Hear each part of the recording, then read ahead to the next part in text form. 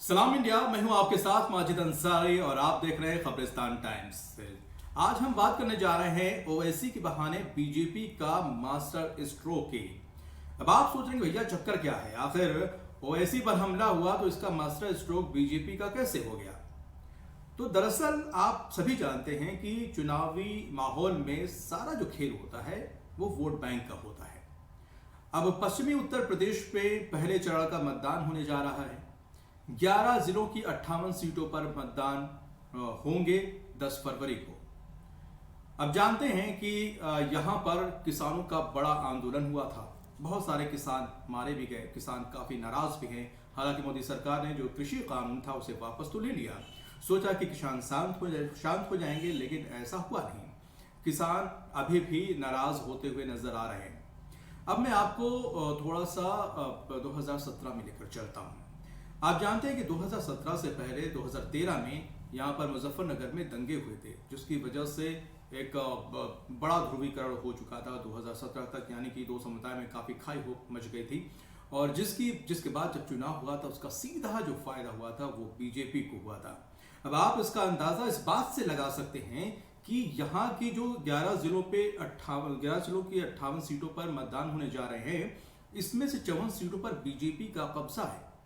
लेकिन इस बार जो स्थिति और परिस्थिति बनती हुई नजर आ रही है वो बिल्कुल 2017 से अलग है।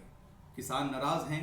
यहाँ पर अब जो मुजफ्फरनगर में दो समुदाय में नफरत फैली हुई थी, जो खाई जो है बढ़ गई थी, वो कहीं ना कहीं अब पड़ती हुई नजर आ रही है। दूसरी तरफ आरएलडी और समाजवादी पार्टी का गठबंधन भी हो चुका है यहाँ पर। तो कहीं ना कहीं जो हालात हैं वो जो पड़ रहा है वो समाजवादी पार्टी आरएलडी के गठबंधन को मजबूत बनाता हुआ नजर आ रहा है। अब ऐसे में बड़ा सवाल ये है कि बीजेपी कैसे जो है वोट बैंक को अपनी तरफ साध सकती है। जी हाँ, मैं आपको बता दूं कि किन किन जिलों में यहाँ पर चुनाव होने जा रहे हैं। जल्दी से मैं नाम ले लेता हूँ। जो है दिल्ली से सटा गाजियाबाद, हापुड़, मेरठ, बागपत, मुजफ्फरनगर, शामली, बुलंदशहर, मथुरा, आगरा, अलीगढ़। बीजेपी लगातार जो है पलायन का मुद्दा उठा रही है, कैराना का मुद्दा उठा रही है और इस तरह के मुद्दे उठाकर कहीं ना कहीं कोशिश कर रही है कि एक जो है माहौल बनाया जा सके। लेकिन इस बीच में ओवैसी पर हमला हो जाता है।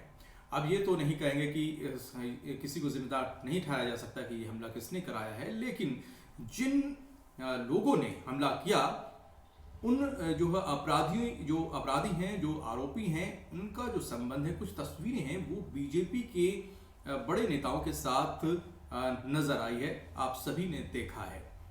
तो लिहाजा जो हमला हुआ है उसकी वजह से मुसलमानों में काफी नाराजगी भी है।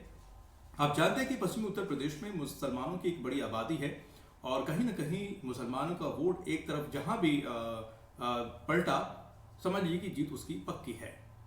लिहाजा अगर यही वोट बैंक छितर बितर हो जाते हैं या उनका ध्रुवीकरण कर दिया जाए या कहीं और शिफ्ट कर दिया जाए तो इसका सीधा नुकसान किसको होना है। जाहिर सी बात है, इस वक्त बीजेपी की जो प्रतिद्वंदी पार्टी है वो है समाजवादी पार्टी और वहां पर आरएलडी का गठबंधन। लिहाजा मुसलमानों का एक बड़ा वोट बैंक वहां पर शिफ्ट होना है। लेकिन अगर सिंपैथी में बहुत अगर वोट कट कर असदुद्दीन ओवैसी की तरफ आ जाते हैं तो कहीं ना कहीं इसका सीधा नुकसान समाजवादी पार्टी को होगा और इसका सीधा फायदा बीजेपी को होने जा रहा है।